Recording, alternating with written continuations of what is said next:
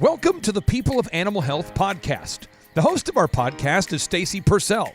Stacy is the leading executive recruiter for the animal health and veterinary industries. She's the founder of Therio Partners and the Vet Recruiter. Stacy has placed more professionals in key positions within the animal health and veterinary industries than any executive search professional. And along the way, Stacy has built relationships with some outstanding people who are doing incredible things to make a difference. The People of Animal Health podcast features industry leaders and trailblazers who have made a significant impact or are making an impact in the animal health and veterinary industries. Stacy chats with them to learn more about their lives, their careers, and the unique and interesting things that they have done to contribute to the animal health or veterinary industries. She is here to share their stories with you. Now here's the host of our podcast, Stacy Purcell. Hello, everyone, and welcome to the People of Animal Health podcast. On today's show, we are talking with Chris Ragland. Chris Ragland is an experienced senior executive with more than 30 years of success in the global animal health industry. His assignments have included commercial operations, research and development, business development, and general management. Key areas of responsibility have emphasized strategy development, business integration, research, program leadership, and merger acquisition oversight. In founding Animalytix, Chris and his team developed a true market insight platform designed to serve distributors, manufacturers, veterinarians, and retailers in their efforts to drive improved performance and understanding across all segments of the animal health market. Welcome onto the People of Animal Health podcast. And how are you, Chris? I'm doing great, Stacy. Thank you very much. Well, we're so glad to have you today on our show, Chris. I know that you have experienced tremendous success throughout your career. I'd love to start off at the bottom and the very beginning of your career. What was your life like growing up, and where did you grow up? Okay, thank you, Stacy. I am a farm kid from central Kentucky. I grew up an hour south of Louisville, Kentucky, right in the center of the state, a little town called Magnolia in LaRue County, which is the birthplace of Abraham Lincoln. That's our one claim to fame. My family had a mixed farming operation. We raised registered poll Herefords and Simmentals, alfalfa hay, tobacco, corn, soybeans, you name it.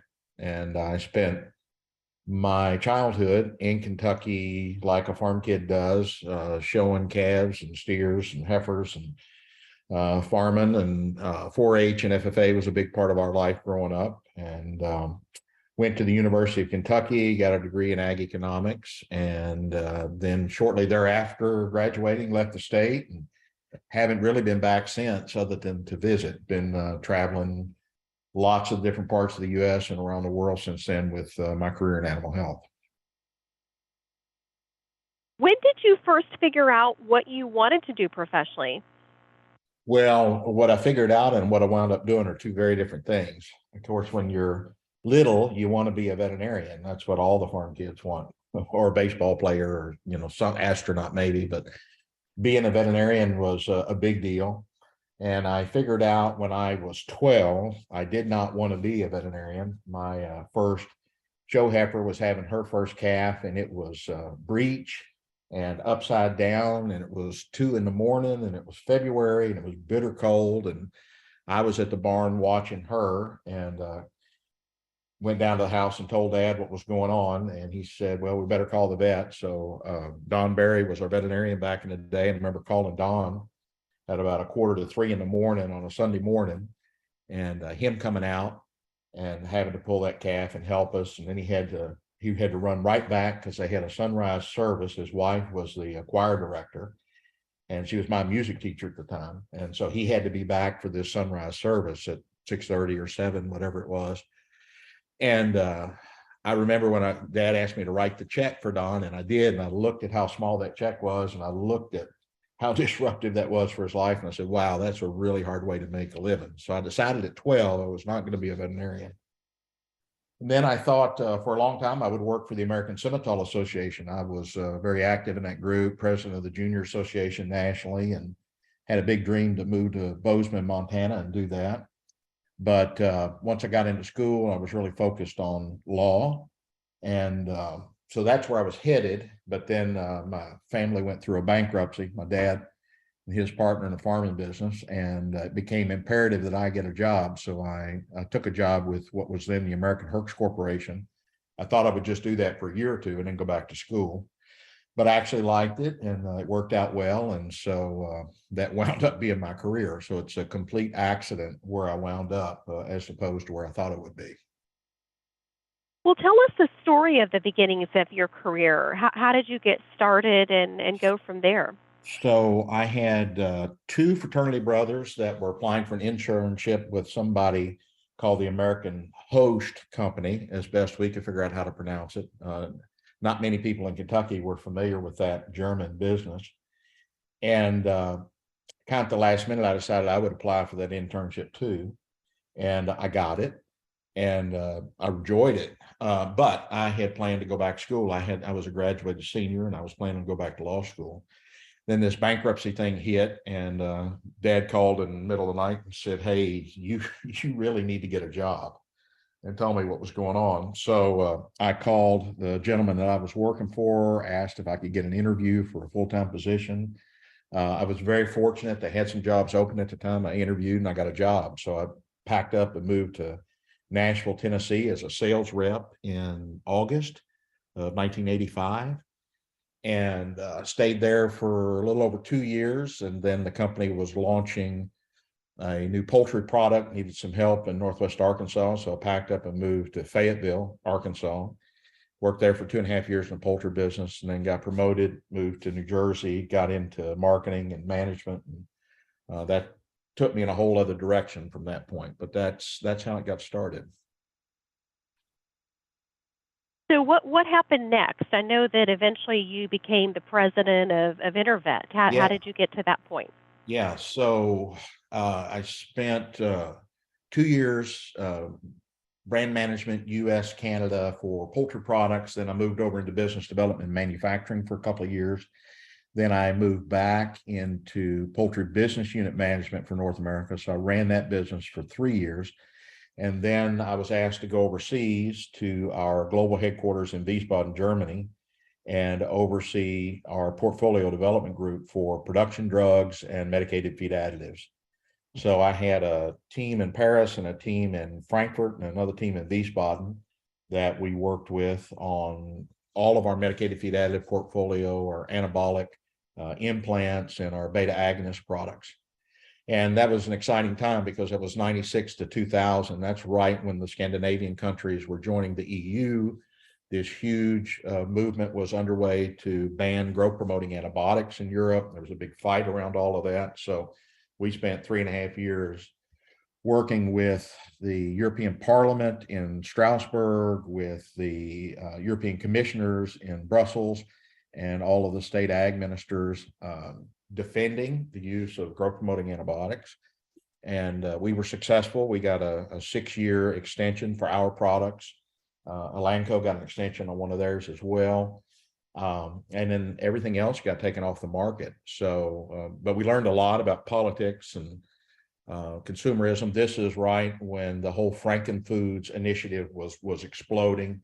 The Monsanto gene technology for crop was all over the place. So there was a lot of controversial things that were happening in animal agriculture as that was going on. We had a huge foot and mouth disease leak out of a vaccine plant in the UK, and they had all of these sheep and cattle that had to be destroyed there. I mean, it was a huge catastrophe, environmental catastrophe that happened while we were there. So it was a very eventful time to be in the animal health industry, a very eventful time to be in Europe as all of that was happening. So it was very intense, learned a lot, but it was a lot of fun to go through all of that. What did you learn from that experience? Well, yeah, so you learn a lot about how casual a relationship a lot of people have with the truth. And so a lot of the things that were being said, in some instances on both sides about this antibiotic issue and some of the other stuff, just absolutely untrue, but it was politically useful or politically expedient to pursue some of that logic and those arguments. And so to prepare yourself and do battle against things where, you know, you thought you could just rely on facts, and you can't. Facts is not what drives a lot of what happens in politics. It's emotion. And that was my first real exposure to that. We wound up creating actually a cartoon series that we used to explain to the ag ministers and the parliament and to the commissioners the role of antibiotic resistance in animal agriculture and how it works and the mechanisms. And it was incredibly effective, this little cartoon series that we put together. I still have it today, and I am just amazed that was the tool at the end of the day that proved more effective than anything else that we had, more than any paper, more than any other argument. That cartoon series we put together was really a powerful way to communicate and simplify this fairly complex message that people were struggling to grasp. And at the end of the day, it worked very well for us. But that was probably the biggest thing that I took out of it. And then all the different agendas that are at play. It's even more complex today, but at that point, that was the first time I'd really been exposed to all of that, all of the different factions and all of the different pressures that particularly impact animal agriculture. Yes. And so after you were in Europe, what happened next? Where did you go from there with your career? So spent almost 4 years there. And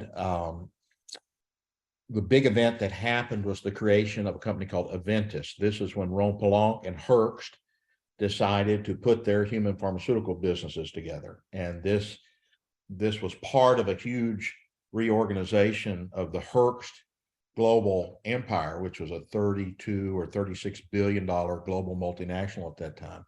They had lots of different businesses, fine chemicals, specialty chemicals. They had a film division. They had all of the pharmaceutical divisions and lots of other things that they did. And they were busting all of that up. And they were very successful in driving increased shareholder value through the process. But of course, it was unbelievably disruptive for all the business units and the employees and so forth. So anyway, through that process, Ron Pellanc and Herbst came together. They created this company called Aventis. And at that time, Ron Pellanc was a 50-50 owner with Merck of Marial. And Merck did not want any more animal health exposure at that point. And so the decision was made to divest the Herbst animal health business. And that process went on for 2 or 3 months. And then we were all told, management team was all told on a Friday night when we were going home, that decision had been made and Novartis would be acquiring the business. So we all kind of looked south and were excited about being part of a Swiss company and getting to spend some time in the Alps. And Monday morning we come back and said, no, just kidding, changed our mind. We're actually selling the business to AkzoNobel. You're going to be part of Intervet, which were to the north, and a Dutch company. And so there was a huge difference. The Swiss and German cultures would have been more similar, and as opposed to, or the German and Swiss cultures, as opposed to the German and Dutch cultures, which were a little more volatile when they came together initially. So, but anyway, that's what happened. And so that happened in December of 99. And so I came home that month, and my wife and I moved back. We moved to Maryland, the Eastern Shore of Maryland, near the Delaware offices of Intervet's U.S. affiliate. And I joined that group then. And for about 6 months, I ran a special project team that was responsible for putting together the R&D portfolio for the new combined business. And then I moved into head of commercial operations, and I did that for 2.5, 3 years, and then was named president in 2005 and did that until I left the company in 2008. Was there ever a point in time where you felt like you were truly beginning to gain traction within your career? And if so, when was that point? Oh, yeah, I would say the first big success that I felt was poultry business unit head for North America. So that was a big team. We had a major product launch, had a great group we were working with there. We had a tremendous amount of success during that period of time. And so that would have been around 93, middle of 92, 93. And that was a really big moment. P&L responsibility for a big group, a lot of products. very intensely competing situation with Hoffman LaRoche and Alpharma at that time. So it was a lot of fun. And then, of course, getting promoted and moving overseas and running a global research and marketing team, that was great as well. So both of those were pretty big. I think I was 32 when I moved to Europe. And I believe I was the youngest director at the time in the Hearst organization. So that was a big moment. It was a lot of fun, and realized you had a lot of responsibility, but you realized that was a significant recognition of accomplishment to be asked to take that kind of position. Yes, and I know that sometimes successful people have massive success and then also some low points. You just mentioned a high point, 32, going to Europe, being the youngest director. Were there any low points in your career? Oh, yeah, there were a couple. The most difficult was a 3-year stretch from 2002 2004, after I had been put in charge of the commercial business at Intervet, and after we had acquired the Bayer biological business in the United States. Bayer had a great portfolio of vaccines for cattle, for horses, and they had a modest pig business as well. We acquired that business right after the Hearst acquisition. So I think that happened in June or July of 2020 or of 2000. And about a year later, the company undertook what was at that time the most ambitious site transfer project in the history of the USDA by a factor of 2, I believe. We had 84 projects and products that were moving between sites. And it was a catastrophe. We had all manner of issues around supply and disruption to R&D programs and everything else. But it was, for 3 years, we were running a commercial business there, and we could not make many of our major vaccine products. We had lots of problems in the cattle and equine areas, and it caused challenges in other species as well. We had a big poultry vaccine business, and it was impacted by this. It was just extremely difficult. We had to go through 3 years of layoffs, personnel in the commercial team. We had to make a lot of changes to try to prune back our expenses in the absence of revenue that we needed. The very, very challenging time, very difficult, and there was very little we could do about it in the commercial side. It all had to do with manufacturing, and they were struggling mightily despite great efforts. And it was a really dark and a really hard time to go through for the company. And anybody that's in the vaccine business that has had some experience with an extended period of time of stockouts, some kind of difficulty around manufacturing, they will immediately be able to relate to this. The Prestige line of vaccines from Bayer at that time of the acquisition, I believe, were the #1 portfolio in that market, and we couldn't make many of those products for over 30 months. So it was really a miserable time to be in a commercial organization trying to manage through that situation. It sounds like it. What did you learn most from that experience? Well, there were 2 or 3 things that were really important. One, don't be so ambitious. Don't try to do something twice the size of anything that's ever been accomplished before, and just assume you're going to be able to pull that off. So the planning around that whole initiative and the complexity and so forth, I think, was really underappreciated by the people that were going to have to implement it. So that was the first thing. Second thing, you can control the things that you can control and focus on the things you can control, and kind of put the rest of that out of your mind. But don't try to do too many things all at once in response to that situation. That was the other thing that happened. We had initiatives where people were trying to address some of the stuff, and they might be doing 3 and 4 things in parallel, and failing at all of them at the same time. And a lot of that was because of dilution of resources and other things. So it was a cascade of mistakes, I would say, at the end of the day, that led to the prolongation of that situation, and just being a lot more critical of one's abilities, of the complexity of a situation, your likelihood of success. I think all of those things you pay a terrible price if you don't pay enough attention to that and focus on it. Well, there's so many things that come up that we don't have control over, so that's good advice to focus on the things that you do have control over. Chris, you've seen a lot, you've done a lot over the years in your career in the animal health industry. What has been the most surprising thing to you so far during your career in animal health? How much I love the people here. Um, my natural temperament is introverted.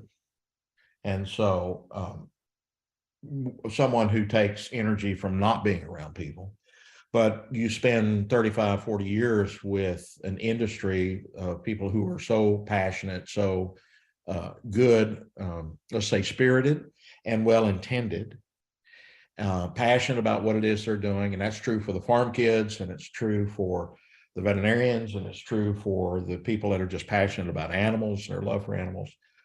This is a fantastic industry to work in. And I think as a young person, it's difficult to understand and comprehend what a good industry and a bad industry might be. You know, the facets of a career that you would be exposed to, what it is that you would really enjoy, and what it is that would be draining and a more negative experience for you. And the general positivity of this industry surprises me, continues to surprise me in a very positive way. And you know, it's a huge part of why we don't have people leave this industry. Once we get lots of people that come from somewhere else, and the majority of them stay because it's such a nice place to work. It's a mission people can believe in and feel good about every day, no matter where you are in the mix. You know, what kind of job that you have, which company you work for, you're doing something you can believe in, and I think that's incredibly positive and beneficial for us that have the privilege of working here, and then for our clients and the communities that we live and work in and make better by our presence and our work. You know, it's so interesting to hear you say that you're introverted, because you don't strike me as an introverted person. I'm also introverted, and sometimes people are surprised to hear that I say that I'm introverted. Do you find people are surprised to hear that you're introverted? So it depends on who they are. So people who know me well, they know that about me. That's no surprise. People that I interact with out in the world on a day-to-day basis, you know, or let's say an infrequent basis, yeah, that can be surprising because my job requires me to not be that, right? So, and it's, I would say that as I've gotten older, I am much more comfortable with it. I enjoy people. You know, the industry is so much different today. When I started, people rode for a brand, and you would have a career for a lifetime with a given company. And now the companies have been so busted up. People are everywhere. People that you know and you've worked with are everywhere in the industry, and that's really nice. I mean, you've got relationships all over the place. You're able to share experiences from all over the place in a way that you never could before. And I think that is, in some ways, it's been hard on employees, right? Because the employee and employer relationship is much more transactional today than it was when I started, soon be 40 years ago now. But at the same time, people's relationships, I think, are as stronger than ever, and they're everywhere. And so it's a lot of fun to go to a meeting and somewhere and connect with people you haven't seen in a while, that you used to work with, used to be a colleague, and keep up with them in a way that wasn't common 30 years ago. You say more transactional. What do you mean by that? What do you think has caused that change? Well, I think the employers, just the nature of employment changed significantly. I remember my first week as a trainee, full-time employee at Hertz, the rep who had initially hired me as intern told me, our company doesn't pay very well, but you've got a job for life. Now, I was 22, and that struck me as an incredibly strange thing to say. But what I learned over the years that I worked at that New Jersey site and met those people, there were 3 generations of family members working in those Hertz facilities in New Jersey. You'd have daughters, mothers, granddaughters, father sons. It was unbelievable. These were family businesses, the way this thing, and Hertz was not unique in that. And so that's just what my family did. My family worked at Hertz, is what they would tell you. And, the job market changed, the economic conditions changed, the value proposition between the employer employee changed, pensions went away, retirement plans became different, training programs that used to be very prevalent all went away. So just the whole nature of the value proposition of the employee or employer to the employee changed. And then the employees changed. So I said, okay, fine. I'll have a different attitude as well. And we see it playing out right now. It's very, very difficult for a lot of the manufacturers, for the veterinary practices that you hear them talking about, these people that'll take a job and never show up. They'll ghost out and, just disappear, or they'll just quit working. They'll stop showing up one day to the next. The whole world is much more transactional, I would say, from the employee-employer perspective than it was when I started nearly 40 years ago. Now, there's some pros and cons to that, but the idea of building a culture, having a culture, retaining employees, retaining institutional knowledge, that whole management process, I think, is way harder today than it used to be as a result of that. Yeah, you're right about that. I've seen that in my day-to-day work as well. It is very different now. You mentioned a few things. You mentioned about the employee-employer relationship changing. How have you seen the animal health industry specifically change over the years that you've been involved? Well, there's a slide I use in our intro to animal health training program that we do with the intelligence team, where there's 50 some companies that were all operating over the course of my career that are now part of the Big Four. So just the depth and breadth of competitors and the competitive landscape is so wildly different today than it was, is a huge change. It has a massive impact. And so people didn't move around a lot between companies, but there would have been a lot of choices. There would have been a lot of places that you could go. Now you've got 4 really big pharma experiences that are available to you as an employee.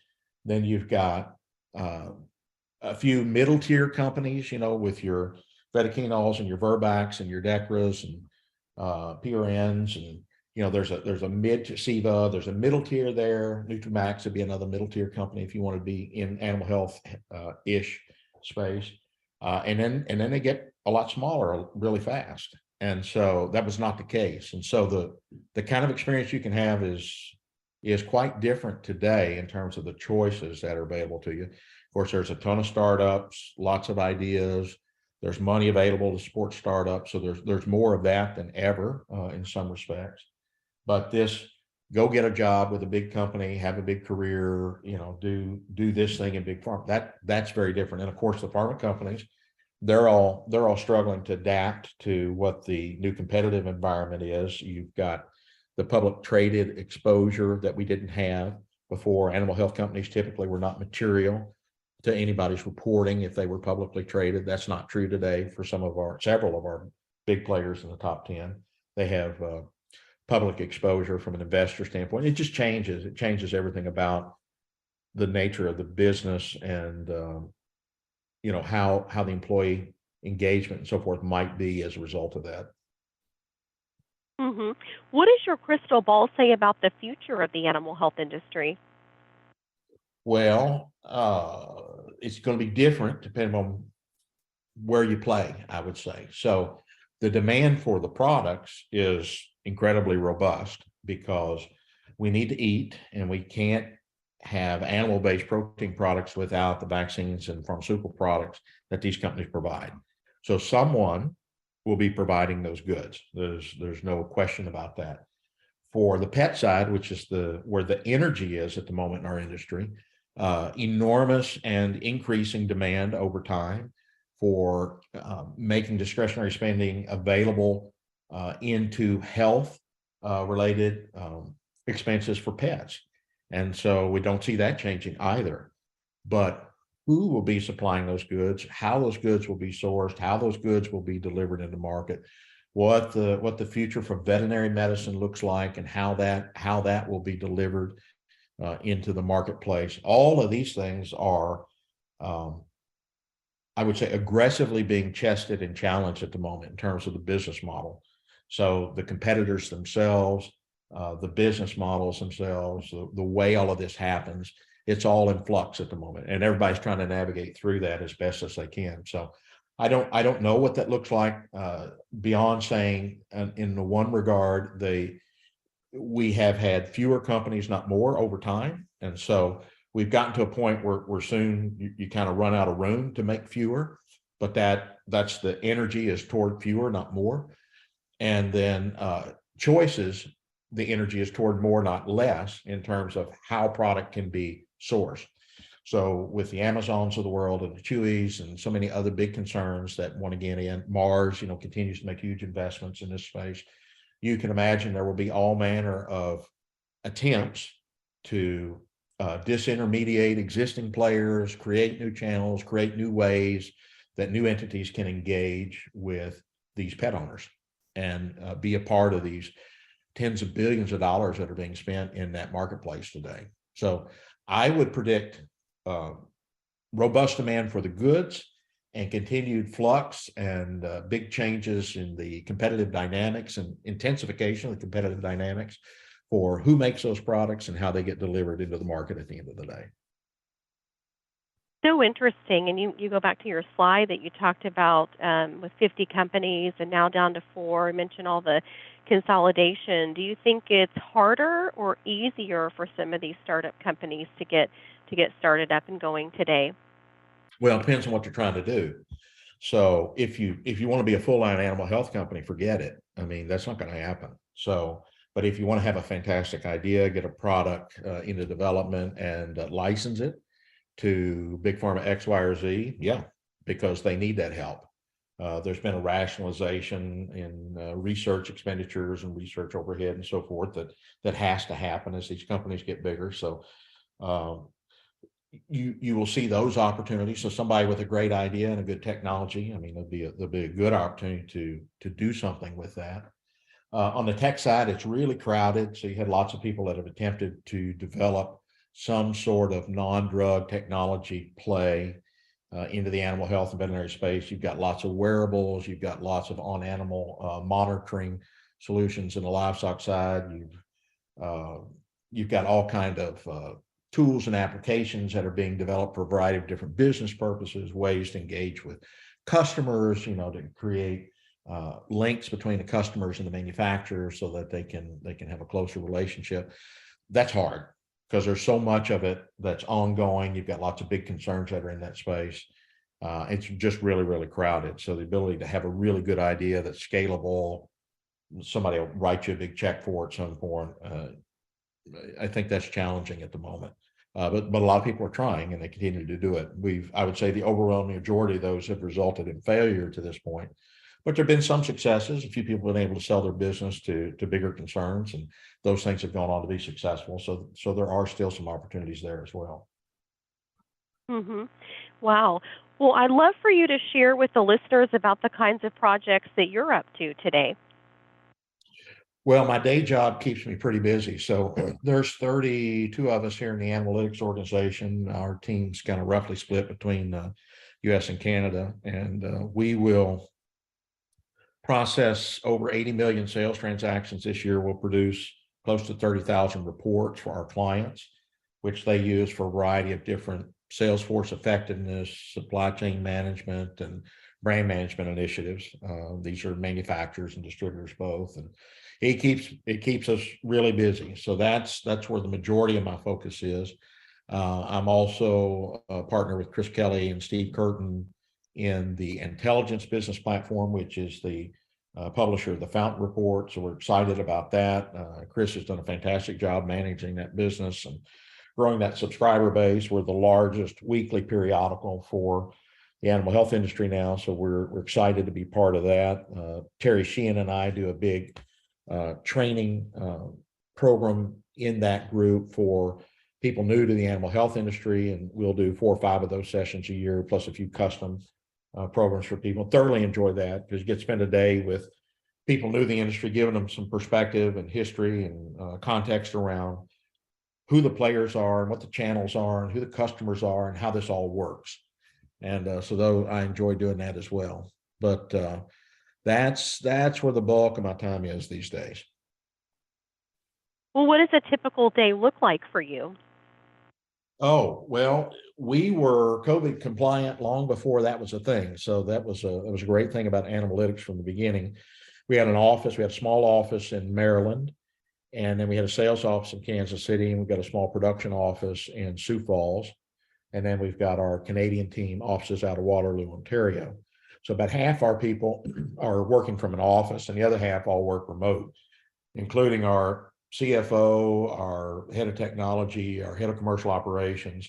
So we were in a position to hire the right people regardless of where they were, which was a huge advantage for us pre-COVID. Today it's a little less so, because that's more the way lots of companies are operating today as a result of this COVID mess. But yeah, so I have several clients that I work with personally, but we've got our own developers, our own engineers, our commercial team. We've got a publishing division. We publish the Compendium of Veterinary Medicine. So we have a group of about 6 people that are involved in that piece of the business. So whether it's sales, marketing, legal, finance, IT, or new product development, one or the other, I spend lots of days on Zoom or team calls with my folks, and fortunately with clients. That was a great thing about COVID for us, was that a lot of our clients being unable to travel, we had lots of FaceTime with them to go through their reports and talk about their market insight needs and so forth. So we still spend a lot of time with clients through remote meetings as well. Very few face-to-face now. I mean, so many of the clients still are not at the office, or they're at the office infrequently. So prior to COVID, I traveled every week. I'd be out an average of 3 nights a week, very intense. And since then, we travel very, very little, but we have very intense ongoing dialogue between our team and our clients on an ongoing basis. Yeah, it's so interesting how companies have adapted here over the last few years, and I think in many ways have become more efficient in that process.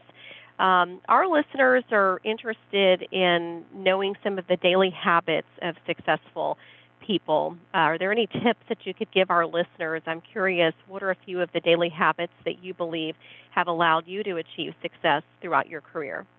Yeah, I think the simplest thing is segregating out the urgent from the important, and making sure you get the important stuff done.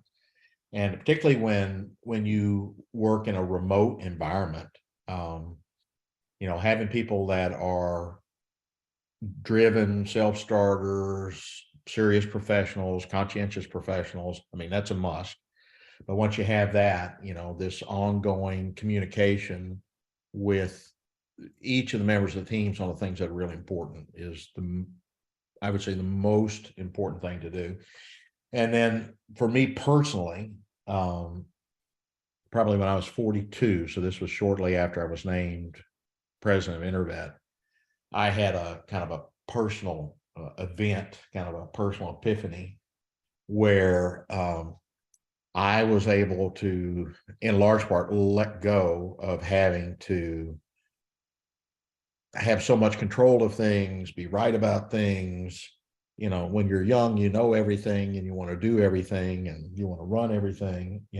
If you were a type A personality, which I was, and something happened for me, I would say, not to me, but for me, when I was 42, and it changed my life in in an incredibly positive way. And so being able to let go of all of that stuff and just surround yourself with brilliant people, people that are smarter than you, and able to teach you, man, one, it makes makes the work so much easier. Two, it makes it a lot more fun. So being intentional about the kind of people you have around you, and the kind of work environment you foster, you create, uh, really, really, really important part of what I have found has allowed me to be successful with what I did at Intervet, at Herbst, and in these later years with Animalytix. Yeah, surrounding yourself with positive people. That's such good advice. And you mentioned not always happen to be right, and good tips there. Chris, is there a mentor that's made a big impact on your career, and if so, who is that person? Yeah, I was asked a question once about mentoring and books I'd read and that kind of stuff, and it made me stop and think about what shaped a lot of my personal and professional values and perspectives. And of course, personal stuff, lots of that was family derived, and so I won't dwell on that. But professionally, I think there were three situations, four situations that affected me in a way that had a huge impact on my life and my career, professional life. And they were interactions. They weren't books. They weren't classes I went to. It wasn't that. It was interactions with other people.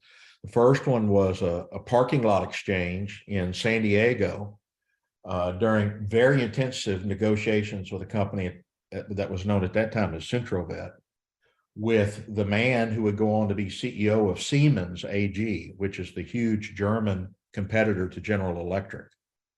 And we were having a very intense discussion about intellectual property and the nature of a contract around a bunch of recombinant vaccines that we were paying to have developed there. And my boss, who I was with at the time, this gentleman, was very upset with me at something I said. And so he very calmly asked if we could take a short break. And he asked me to go with him out in the parking lot. And then he explained to me the nature of intellectual property and the nature of a win-win agreement, and the criticality of knowing and understanding and getting both of those things sorted. And I never forgot that. And it of course, now Animalytix is primarily an intellectual property organization. That's how our whole business is structured here. But it stuck with me forever, that concept of how to value an asset, understand what intrinsically is valuable. And then secondly, the criticality of a win-win agreement, that one way or the other, a win-lose agreement is a lose-lose agreement. And how aggressive you have to be when negotiating with a partner to be sure it's win-win at the end of the day, or otherwise you're going to have to deal with the fallout. If it's something you want to persist, you have to make sure, even if they don't recognize it, you have to make sure it's a win-win. And I never forgot that. Second one was in the Northwest part of Quebec on a caribou hunt, 4 hours under a rock they call the Orange Peel, with the CEO of a huge food company, while he and I waited in this blowing rain for a herd of caribou to walk by that never came. But during those 4 hours, he gave me the most incredible mini MBA class, where he walked me through a decade of unbelievable success that he and his team had accomplished at his company. And the fact that he had recognized that the next decade could not be delivered successfully with the same team doing the same things, and how he was very intentionally and systematically disassembling that team and that whole business model to prepare themselves for the next decade. And it was shocking to hear what he was thinking and what he was doing and why he was doing it. And I never forgot it. It came to be very important for me with some things I encountered later. But his realization of that fact in the middle of all that success, he's going to tear this whole thing down, rebuild it, and put a brand new race car on the track. And that was a fantastic afternoon with him there. Now, the third instance was a senior leader in our manufacturing team at Intervet when we found out that the Intervet business was going to be sold to Shearing. This was a huge shock. We had been preparing for 18 months to be IPO'd. We had all the legal entities were separated. We had everything was ready in place for us to be a standalone entity. We were to be the largest life science IPO in the history of the industry at that point. Organon Biosciences was the combined human pharmaceutical and veterinary business of AkzoNobel. And on the Sunday before we were to be the IPO was to be launched on Monday on the London Stock Exchange, Shearing Plow bought the business for $14 billion. And so we found out driving into work on Monday morning that the IPO didn't happen that in fact we've been sold to Shuri. And this was devastating. This was devastating in more ways than you can imagine. And so it took 2 or 3 weeks to kind of get everybody's head around what was happening and that this was real and, you know, what this meant. And I remember sitting in my office one day, and a gentleman that I worked with, he was a former general manager of the Sterling vaccine business in Delaware, and just a fantastic guy. And he walked into my office and he said, "Hey, can you come with me for a minute?" And I said, "Okay." And he said, come here. So he had me walk outside my office and he shut my door. And he said, "From now on, we need you out here. We don't need you in there." And that's where I stayed for the next 10 months outside my office. I was with the people, I was traveling, I was everywhere. We had a huge initiative with Cornell University around change leadership that we deployed in the midst of all this to prepare our team for this integration, because it was just emotionally so devastating for everybody. But what a fantastic gift that was from Fred that day when he walked me out of my office, told me where I needed to be, and he was right. And I loved it. And it was a fantastic experience going through all of it. It meant a lot to the organization. It calmed a lot of people down. And we had the best year we'd ever had as Intervet in the middle of all of that. So that was a great moment. And then Well, it sounds like you had Go yeah, ahead. well, I would say the most important is a 37-year conversation I've been having with a guy named Terry Sheehan. So Terry and I have been together, we worked together that long. He was my boss for a long time, and then we were colleagues for a long time. And he's worked with me now at Intervet and Animalytix for a long time. And, you know, he is an incredible blessing for me personally, professionally, and personally. But, you know, that's a very long-term coaching and mentoring relationship I've had with Terry that I'm incredibly thankful for. Well, it sounds like you had multiple excellent mentors along the way, and I'm curious, what advice would you give to the younger version of yourself?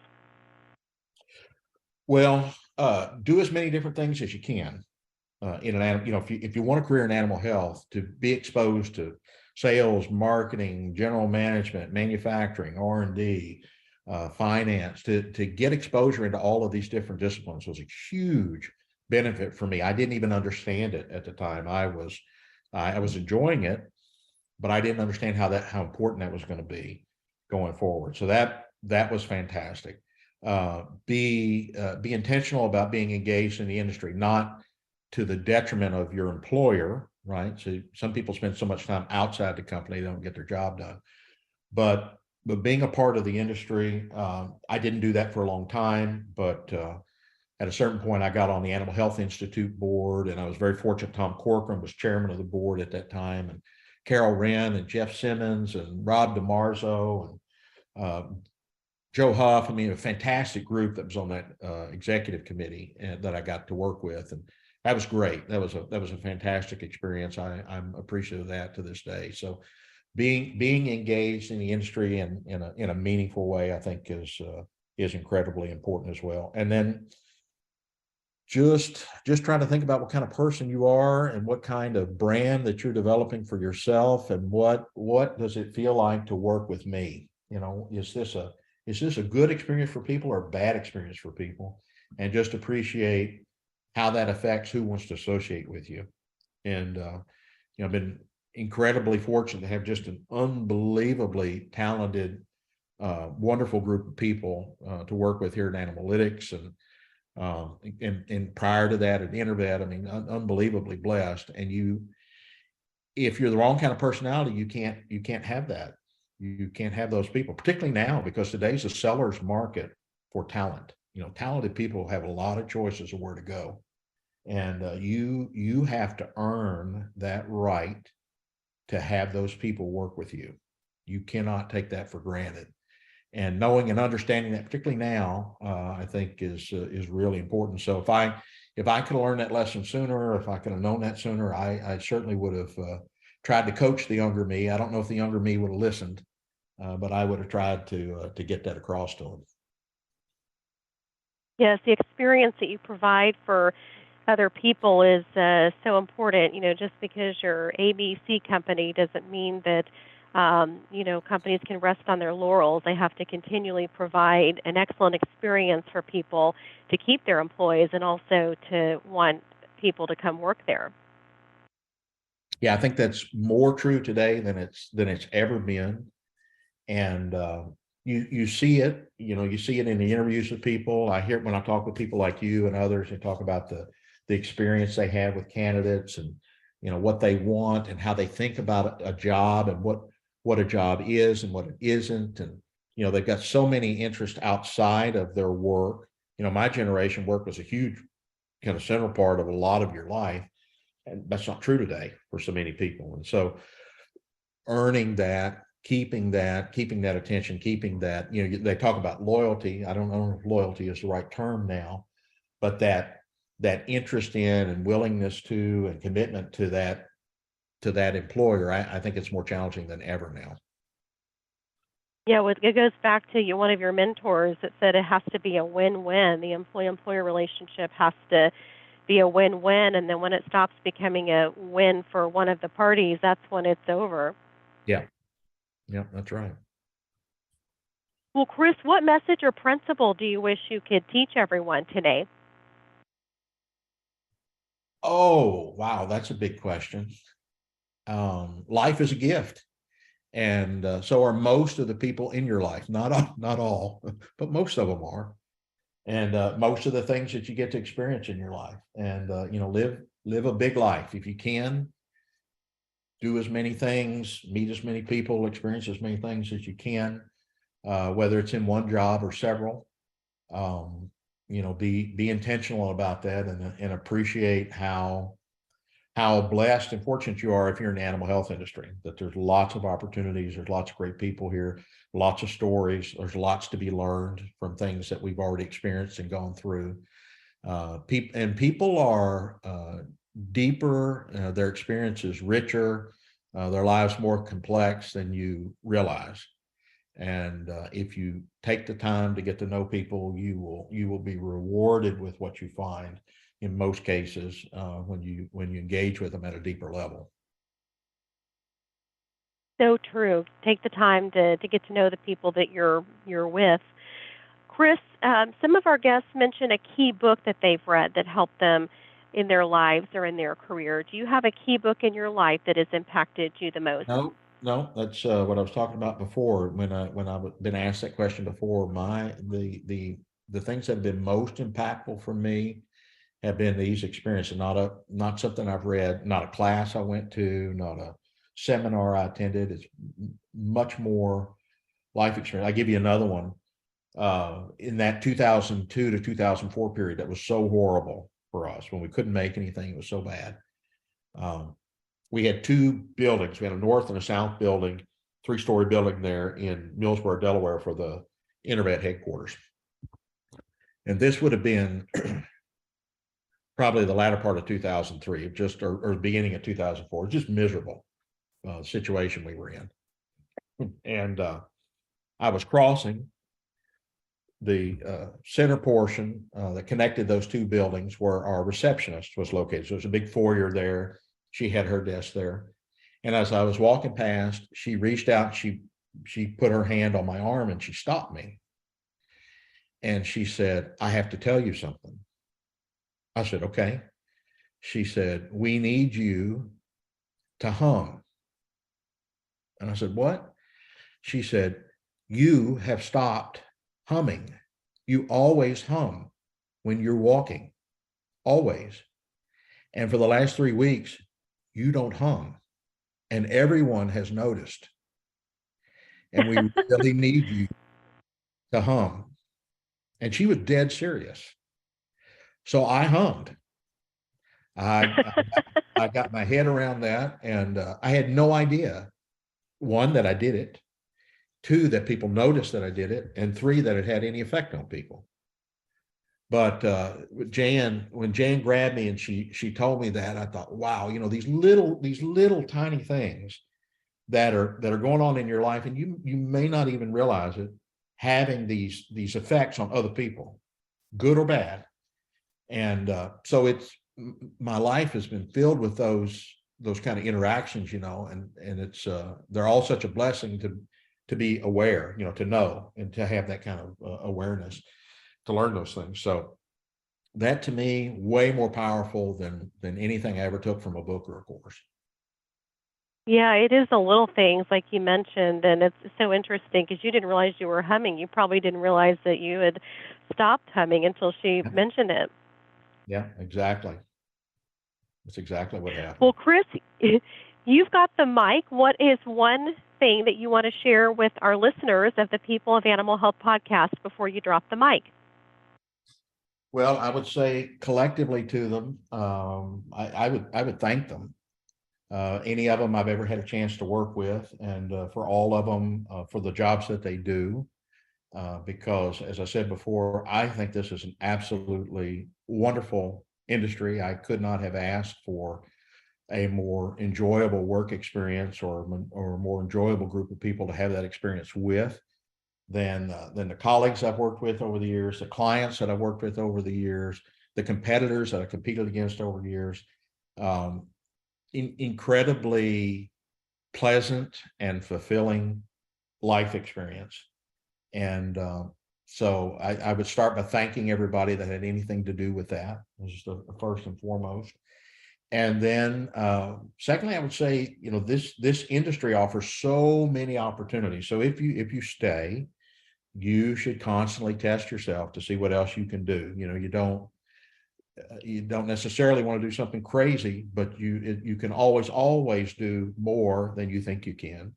And there's almost always opportunities to find ways to try to do more in the company you're with today or in a future employment situation you might have tomorrow. So test yourself, test your boundaries, and be aware and be appreciative of what a great environment it is that we work in for those of us that are in animal health.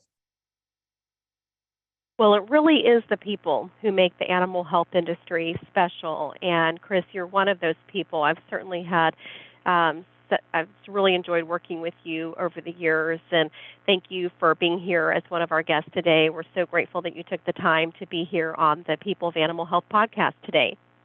Well, thank you very much. It was my pleasure. And I'll take the opportunity to wish everybody a very Merry Christmas holiday and New Year holiday. And the year was more difficult this year for everybody. So people that are listening to this are probably not thrilled with how the business year finished out. So we'll wish everybody a very robust and profitable and successful 2023. Yes. Yes. Happy holidays. Merry Christmas, everyone. And here is to a successful and happy 2023. Thanks again, Chris. Bye-bye. Thanks, Stacy.